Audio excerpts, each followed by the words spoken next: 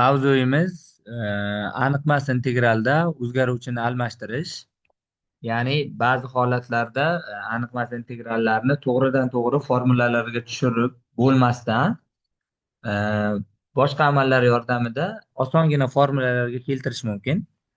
Shulardan bittasi shu aniqmas integralda, demak, o'zgaruvchini almashtirish usuli. O'zgaruvchini almashtirish usulida asosiy bizda kerak bo'ladigan narsa bunaqa. Integral belgisida agar bitta funksiya murakkab funksiya berilgan bo'lsa, ya'ni qanaqa? Funksiya ichida funksiya bilan, mana shu holatda, va ko'paytirilgan ichkaridagi funksiya, ya'ni ichki funksiyaning hosilasi bilan birgalikda qo'llanilgan bo'lsa, albatta bilamiz, bu ifodalar dx bilan birga qo'llaniladi aniqmas integralda. Bu holatda quyidagicha amal bajarishimiz mumkin. Mana shu yerda mana bunaqa to'rtburchak qavs ochib qo'yaman. Ichkaridagi funksiya, ya'ni jx degan funksiyani biz boshqa o'zgaruvchi, ya'ni masalan u harfi orqali belgilab olaman. Ichki funksiyani u orqali belgilayman. Va bu yerda agar shunaqa belgilash kiritib du, ya'ni u funksiyani differensialini topadigan bo'lsam, du'ni topish uchun bilamiz, bu yerdagi funksiyadan hosila olinadi va dx ga ko'paytiriladi. Ya'ni gx ning hosilasi ko'paytirilgan dx bo'lar ekan. Va bu yerda biz mana shu o'zgarishdan foydalanadigan bo'lsak, mana bu yoqdagi ichki funksiya, ya'ni gx degan funksiyamiz u degan o'zgaruvchiga o'tadi va mana bu yerdagi g shtrix x va dx birgalikda du degan u o'zgaruvchining differensialiga o'tib qoladi. Va bizda mana bu misolimiz oddiyroq ko'rinishga kelib qoladi. Ya'ni qanaqa holatda? Aniqmas integralda f qavs ichida u va du ko'rinishda kelib qolar ekan. Va bu u bo'yicha differensiallanadi, integrallanadi. Aniqmas integrali topiladi va oxirida boshidagi holat, ya'ni u barobar gx degan funksiyaga qaytarib qo'yiladi. Ya'ni ular qayerda qatnashsa o'rnlariga gx degan ifodalar qo'yib chiqiladi boshqatdan. Buni masalan men bitta misol bilan tushuntirib berishga harakat qilaman. Xo'p, misol uchun aytaylik, bizda integral berilgan bo'lsin.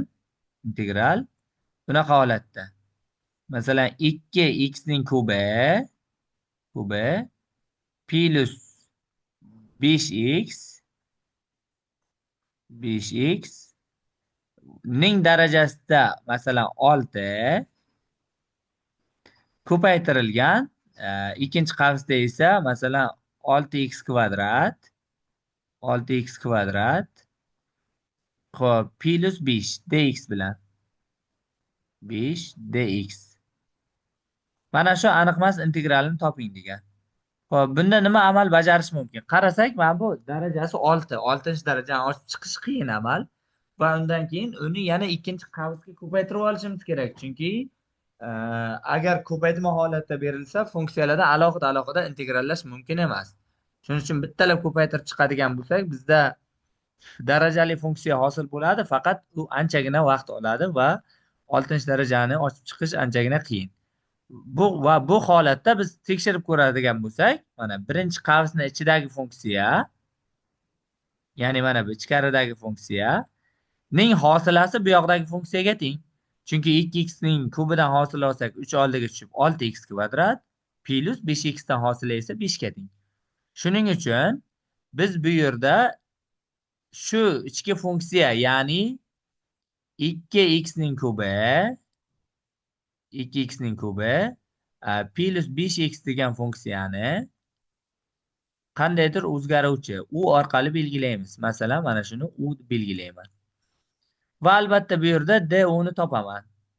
Du ni topib qo'yadigan bo'lsak, du deganimiz bizda funksiyaning differensiali, ya'ni funksiyadan hosila olaman va buni dx ga ko'paytirib qo'yaman. Funksiyadan hosila bilamiz, 2x ning kubidan hosila 6x kvadrat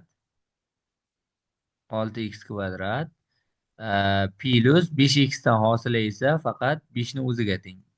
Chunki kx ko'rinishidagi funksiyadan hosila faqat k qoladi. Va orqada bu ifoda dx ga ko'paytirib qo'yiladi. Ana endi buni biz bu holatda davom ettirishimiz mumkin. Barobar qo'yaman. Integral belgisida qarasak endi mana bu yerda o'zgarish bo'ldi. Bu yerdagi ifodani o'rniga u qo'yadigan bo'lsam, demak, qavsi bilan birgalikda darajasida 6 hosil bo'lib qoladi, ya'ni 10 ning 6-darajasi. Va mana bu yerdagi uzun ifoda faqatgina du ni berar ekan. Du. Va biz bu integralni integral belgisida 10 ning 6-darajasi du ko'rinishida yozib qo'yishimiz mumkin. Du.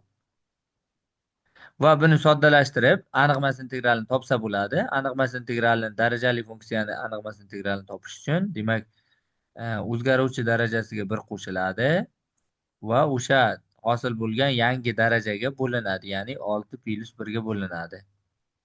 Va odatdagidek o'zgarmas c soni qo'shib qo'yiladi. Va endi buni soddalashtirib qo'yamiz, ya'ni 10 ning darajasida 7 taqsim 7 va plus o'zgarmas c son.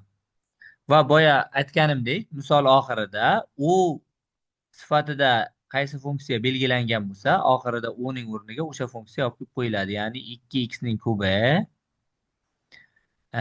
plus 5x degan ifoda olib kelib qo'yiladi. Va buning darajasida 7 mana taqsim mahrajda 7 va plus o'zgarmas c son. Mana shu holatda tugar ekan misolimiz.